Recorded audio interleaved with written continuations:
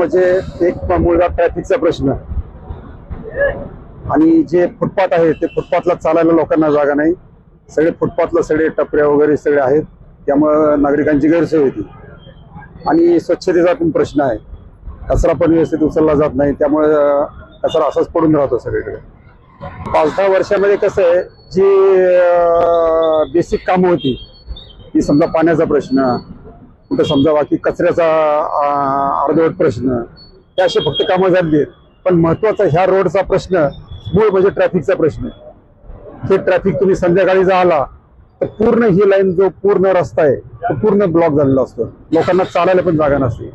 आणि ह्या सुरतचा जो कॉर्नर आहे त्या कॉर्नरला तर फुटपाथ कुठे राहिलेलाच नाही, संपूर्ण लोकांना ट्रॅफिक आतमधून जावं लागतं.